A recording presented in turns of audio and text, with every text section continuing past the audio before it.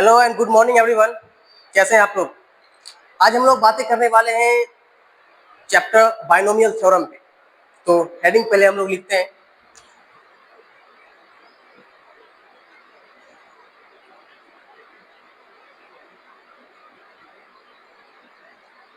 Binomial theorem.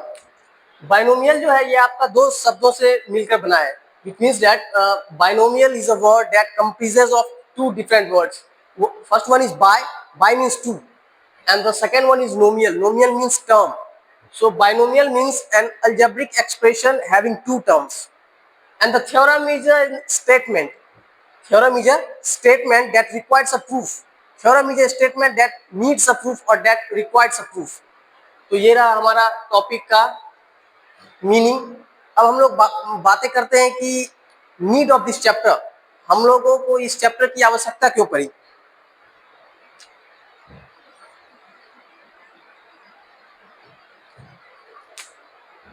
तो हम लोग बातें करेंगे need.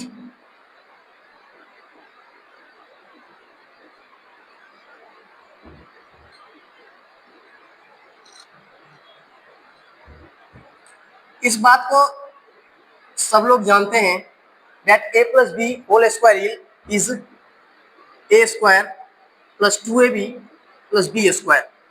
What about a plus b to the power 3? This will be a cube plus b cube plus 3ab a plus b. इसको जरा हम लोग फर्दर सॉल्व करके कुछ अरेंजमेंट करते हैं। इसमें इसके जगह हम लोग लिख सकते हैं 3a square b 3a square b plus 3ab square. Further हम लोग यहाँ पे कुछ अरेंजमेंट और कर सकते हैं। वो क्या है? A cube a square b a b square और आखिरी में b cube. A cube plus 3a square b plus 3ab square plus b cube. ये हमने थोड़ा सा टर्म्स में अरेंजमेंट किया है। कुछ और भी बातें हैं, उनको भी हम लोग यहाँ पे नोट कर लेते हैं। a plus b to the power 1 is a plus b. What about a plus b to the power 0? This will be 1 only when a plus b does not equals to 0. Because when a plus b is equal to 0, then we have 0 to the power 0, which is meaningless in mathematics. So यहाँ पे ये हम लोगों ने 4 formula लिखा है। एक और लिखा जाए a plus b to the power 4। क्या इसके बारे में हमें आइडिया है? शायद कुछ लोगों को होगा। a plus b to the power 5 के बारे में ऑलमोस्ट नहीं। What about a plus b to the power 10? अगर हम लोग a plus b to the power 10 पूछे यहाँ पे तो हमारे पास आंसर नहीं होगा इसका। तो इसी चीज को ओवरकम करने के लिए a French mathematician named as Blaise Pascal observe this. उन्होंने क्या किया ऑब्जर्व, अभी हम लोग देखते हैं। यहाँ पे जितने भी यहाँ पे टर्म है 1 a plus b a square plus 2b plus b square, सबका हम लोग कोफिशिएंट को एज इट इज लिखते हैं। पहले 1 1 1, यहाँ पे 1 है, वो आपका 1। a का कोफिशिएंट 1 और b का भी कोफिशिएंट 1 है, तो हमने उसको एज इट इज लिखा है 1 1। फिर यहाँ पे a स्क्वायर का कोफिशिएंट 1 2 1 1 2 1। फिर आगे देखिए ए क्यूब का कोफिशिएंट 1, फिर यहाँ पे 3, फिर यहाँ पे 3, फिर यहाँ पे 1। तो हम लोग इसे ऐसे लिखेंगे 1 3 3 1। तो ये अब एक ट्रायंगल की तरह दिख रहा होगा हमें, ये एक ट्रायंगल की तरह दिख रहा होगा। अब चूंकि ब्लेज पास्कल ने इस ट्रायंगल को ऑब्जर्व किया, so this is named as Pascal's triangle. Pascal's triangle. अब इस ट्रायंगल की अगर हम लोग कुछ बातें ऑब्जर्व करें तो यहाँ पे हमें देखने को मिलेगा 1 + 1 will be 2, 1 + 2 will be 3, 2 + 1 will be 3, और इसके इस साइड 1 1, फिर इस साइड भी 1 1 है। इस ट्रायंगल को हम लोग और फर्दर इंक्रीज कर सकते हैं, जैसा कि इस रो में हम लोग ऐसे देख पा रहे हैं ये 1 1 है, तो यहाँ पे भी 1 आ जाएगा। 1 + 3 will be 4, 3 + 3 will be 6, 3 + 1 will be 4 and again 1। तो ऐसे इस ट्रायंगल को हम लोग इंक्रीज और आगे की तरफ बढ़ा सकते हैं। अब जरा इसका प्रयोग करके हम लोग a + b⁴ लिखने की कोशिश कर रहे हैं। तो इसमें भी अगर हम लोग ऑब्जर्व करें बारीकी से, तो a + b⁴ में पहला टर्म a है जो कि यहाँ भी है, फिर दूसरा टर्म b है जो कि यहाँ भी है। a + b² में पहला टर्म है a का होल स्क्वायर, आखिरी टर्म है b का होल स्क्वायर और बीच में है a का पावर 1 b का पावर 1।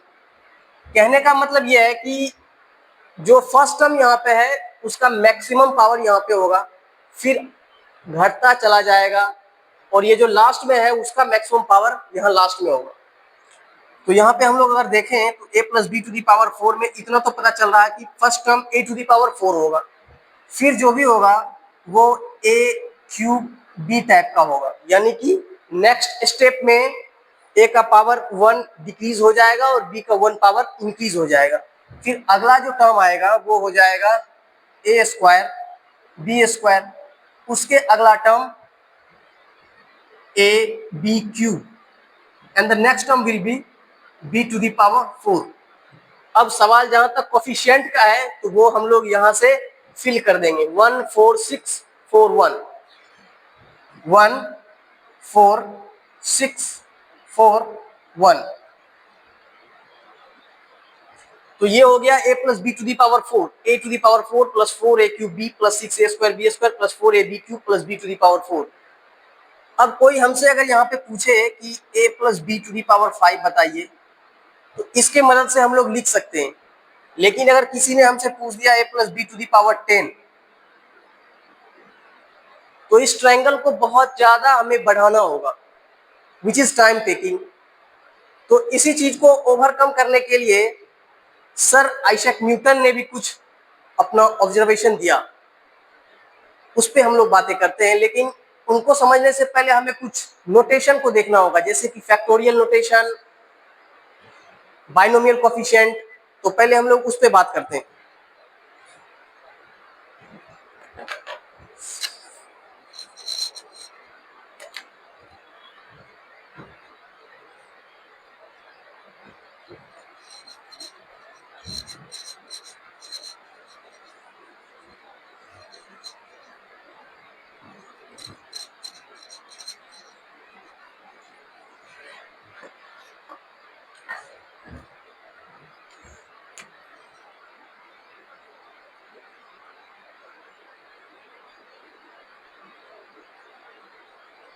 फैक्टोरियल नोटेशन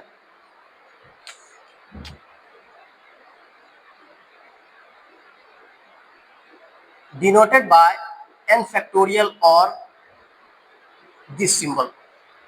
फैक्टोरियल को हम लोग दो अलग अलग सिंबल से डिनोट करते हैं, या तो इससे या फिर इससे। This is exclamation mark. So n factorial is the product of first and natural numbers।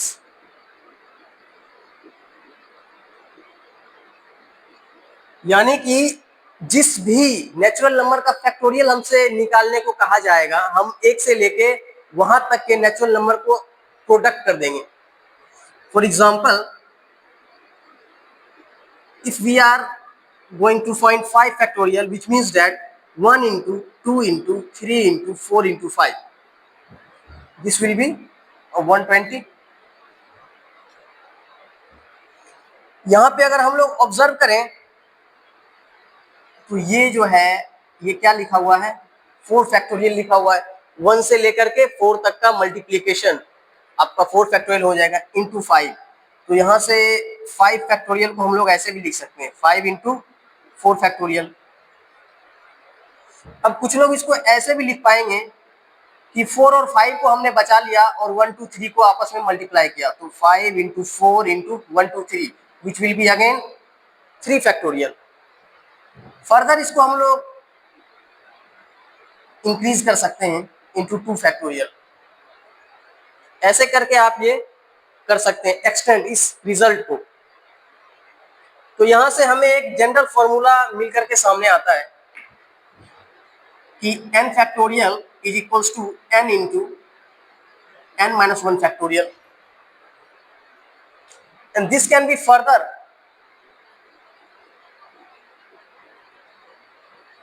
Extended to n minus 2 factorial. तो ये एक फॉर्मूला सामने आता है। Zero factorial will be 1, zero factorial will be 1, चूंकि n factorial equals to n into n minus 1 factorial, put n is equals to 1 here. ये result हमने ऊपर से लिया है। n को आप 1 पुट करेंगे जब यहाँ पे, तो 1 factorial equals to 1 into 0 factorial. So 1 factorial upon 1 is equals to 0 factorial, और 0 फैक्टोरियल इज इक्वल्स टू 1। ये एक रिजल्ट है जो कि आप लोग ध्यान रखेंगे। अब हम लोग बातें करते हैं बाइनोमियल कोफिशिएंट पे।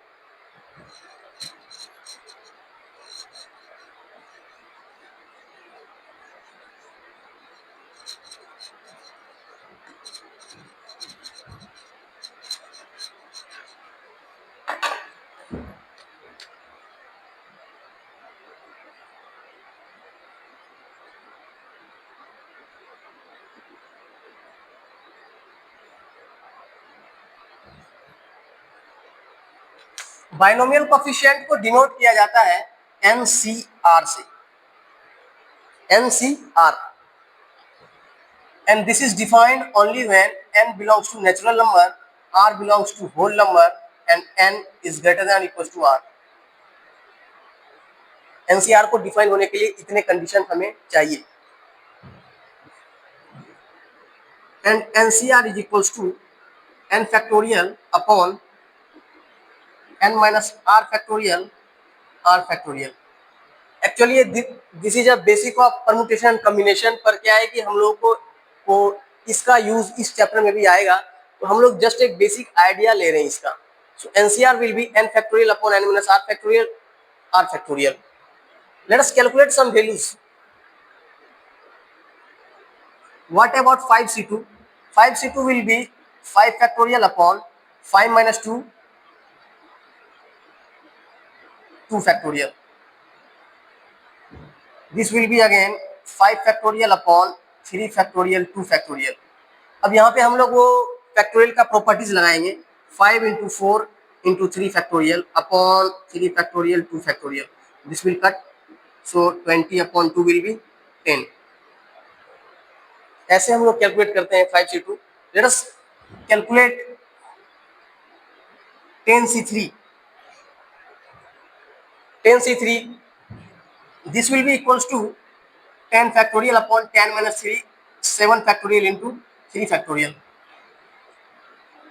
So 10 factorial can be rewritten as 10 into 9 into 8 into 7 factorial upon 7 factorial 3 factorial। 10 into 9 into 8 upon 6, 120। तो हम लोग ये सब वैल्यू कैलकुलेट कर सकते हैं। अब जब हम लोग इतना सीख गए हैं, यानी कि फैक्टोरियल नोटेशन और बाइनोमियल कोफिशिएंट, तो let's go to once again on the expansion portion.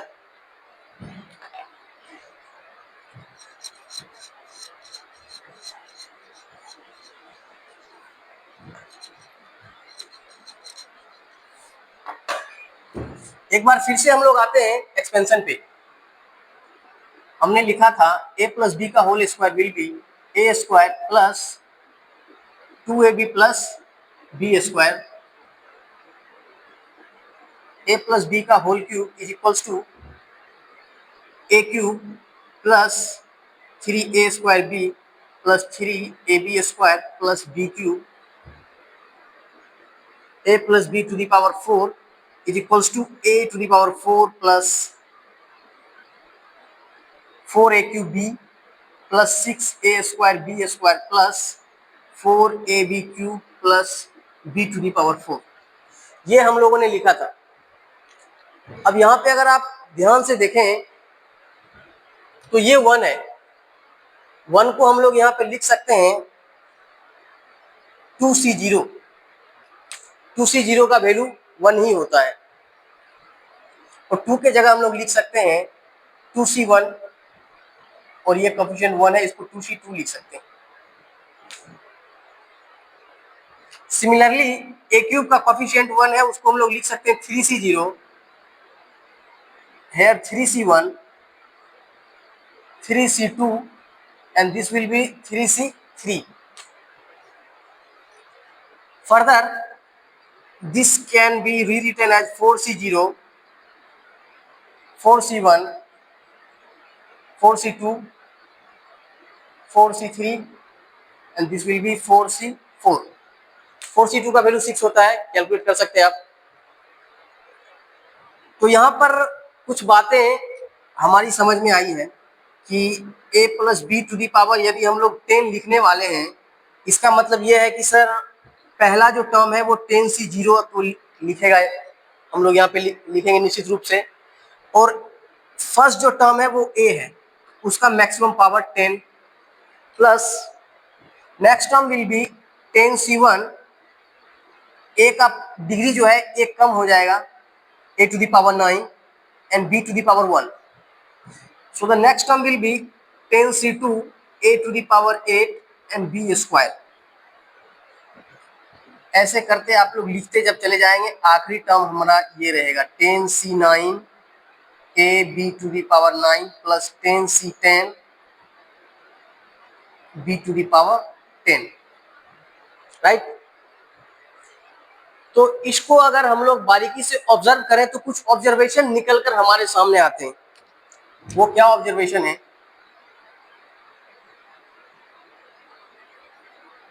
Number 1,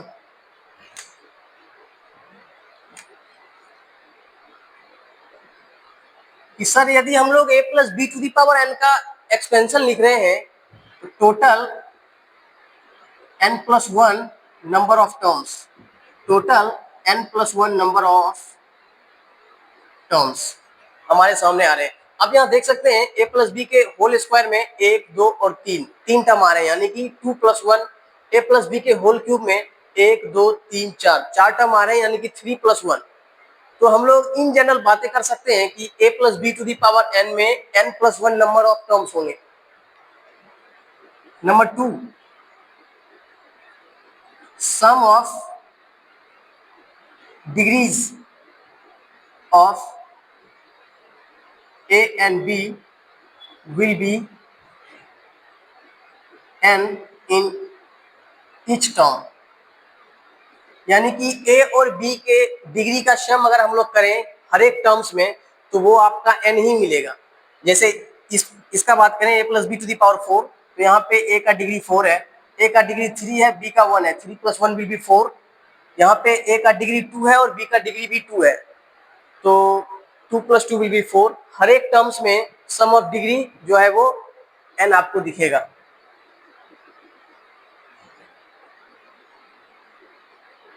degree of a decreases in each term by 1 and degree of b increases by 1 in each term। प्रत्येक term में a का जो degree है वो एक एक कम हो रहा होगा और हर एक टर्म्स में b का डिग्री एक एक ज्यादा हो रहा होगा, ये बात। तो ये कुछ ऑब्जर्वेशंस हुए।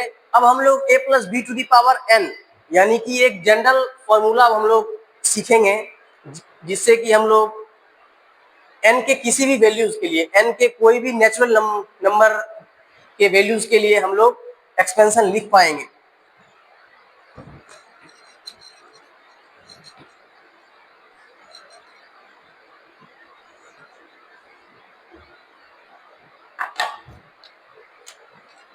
So if we talk about a plus b to the power n, इसमें n plus 1 टर्म्स होंगे। First term will be nc0 a to the power n, जो ये फर्स्ट टर्म है उसका highest power plus NC1 a to the power n minus 1 b to the power 1 plus NC2 a to the power n minus 2 b to the power 2। हर एक term में a का degree एक एक कम हो रहा है और b का एक एक डिग्री ज्यादा हो रहा है यहाँ पे। Further NC3 a to the power n minus 3 b to the power 3 and so on NCn minus 1 a b to the power n plus NCn b to the power n। ये आपका रहा expansion a plus b to the power n का।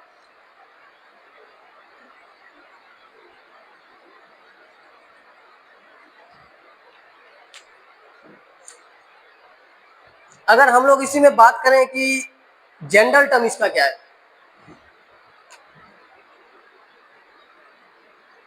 General term, general term को हम लोग denote करते हैं TR plus 1 से।